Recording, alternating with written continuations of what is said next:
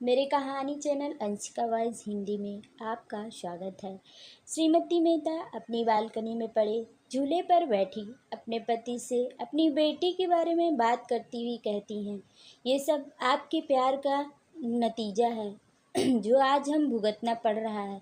मैं बोलती थी लड़की है, उसे दूसरे के घर जाना पड़ेगा, उसे इतना सिर पर मत चढ़ाओ, लेकिन आपने मेरी एक भी बात नहीं मानी। ना ही तुम उसे इतना सिर पर चढ़ाते और ना ही हमें ये दिन देखना पड़ता। आ गई ना अपना घर बार छोड़कर। मिस्टर मेहता बोली, आ गई तो आ गई, मेरी एक बेटी है, मैं उसकी तकलीफ़ में नहीं देख सकता। मैं उनके ससुराल वालों पर ऐसे कैसे ठोकूंगा ना कि उनके दिमाग ठिकाने आ जाएंगे। श्रीमती मेहता बोली, बस आपकी इसी बर्ताव की वजह से वो इतनी जिद्दी हो गई है, बिल्कुल आप पर ही गई है। मुझे आप एक बात बताइए, इसमें उसके ससुराल वालों की क्या गलती है? जब आपकी बेटी सुबह 12 बजे उठती है, उसके बाद उम्मीद रखती है कि उसके हाथ में नाश्ते की थाल बनी बनाई मिल जाए। मुझे ये बताइए आप, ये कहाँ का नियम है कि सास खाना बनाकर उसके हाथों में पकड़ाए? अरे खाना तो इसे बनाकर अपनी सास को खिलाना चाहिए। हाँ, तबीयत खराब हो तो अलग बात है, लेकिन ये तो महारानी बन के रहना चाहती हैं। मिस्टर मेहता जी बोल पड़े, अरे तो क्या हुआ, अगर बनाकर खिला ही दी तो इकलौती बहू है उसकी, क्या इतना भी नहीं कर सकती? अरे अभी बूढ़ी भी तो नहीं हुई है। श्रीमती मेहता की बोली, अरे आप तो रहने ही दीजिए, आपकी बेटी के प्यार में इतने अंधे हो गए हैं कि उसकी गलतियां आपको दिखाई ही नहीं दे रही। आप ही बताइए, ये कहाँ तक सही है? सारा दिन एसी चलाए कमरे में बैठी रहती हैं। उनकी सास बता रही थी कि 20,000 के बिल आते हैं। क्या यही महारानी को गर्मी लगती है? किसी को गर्मी नहीं लगती?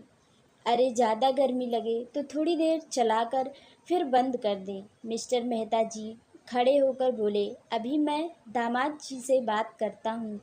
बीच में ही टोकते हुए मिसेज मेहता ने कहा, अरे आप पागल हो गए हैं क्या? आपकी बेटी घर बसाने की जगह उजाड़ रहे हैं। आप पहले अपनी बेटी को समझाइए। अरे शादी के बाद हर लड़की को थोड़ा बहुत एडजस्ट करना पड़ता है। मैंने भी तो आपके घर पर एडजस्ट किया है। मैं तो बहुत ही बड़े ख़ानदान की लड़की थी, मेरे घर में नौकरों चाकरों की कोई कमी नहीं थी, लेकिन मैं तुम्हारे घर पर आने के बाद हर वो जिम्मेदारी निभाई जो एक बहू की होती है। क्या आपकी माँ मुझको खाना बनाकर खिलाती थी? क्या मैं उनसे बात बात पर लड़ती थी? उसे ये सब समझना होगा कि वह मायके में नहीं ससुराल में है। आपसे कुछ नहीं होगा, अब मैं ही सब संभालूंगी। मैं अपनी बेटी का घर उजड़ने नहीं दूंगी। इतना कहकर मिसेस मेहता अपनी बेटी के कमरे में गई, जहाँ पर वो बैठी रो रही थी। माँ से लिपट कर और भी रोने लगी और बोली, माँ मैं अपनी गृहस्थी कैसे संभालूं?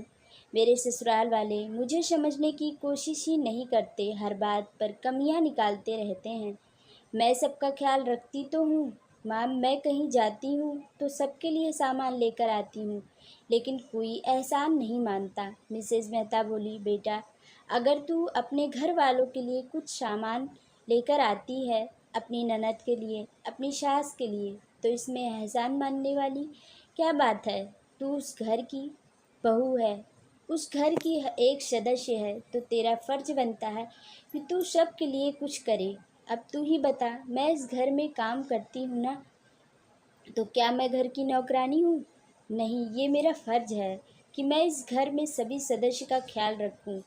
इसी तरह तुझे भी अपने ससुराल में काम करना पड़ेगा।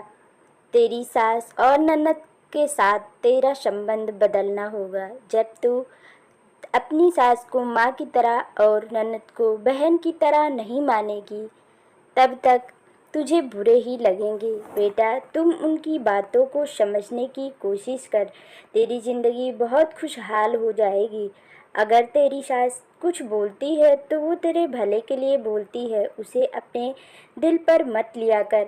चल अभी तू अपना बैग पैक कर और अभी जमाई राजा आएंगे तुझे लेने, मैं उनसे फ़ोन करके बोल देती हूँ। बेटी बोली, हमें लगता है गलती मेरी ही है माँ, आगे से मैं इन बातों का ख्याल रखूंगी। श्रीमती मेहता ने बड़ी ही सूझबूझ से अपनी बेटी का घर फिर से बसा दिया। आज की कहानी आपको कैसी लगी कमेंट बॉक्स में ज़रूर बताना। चैनल पर नए हैं तो चैनल को सब्सक्राइब करना और बेल आइकन को प्रेस कर देना ताकि आगे आने वाली नई नई कहानियों के नोटिफिकेशन आप लोगों तक पहुंच सके। धन्यवाद।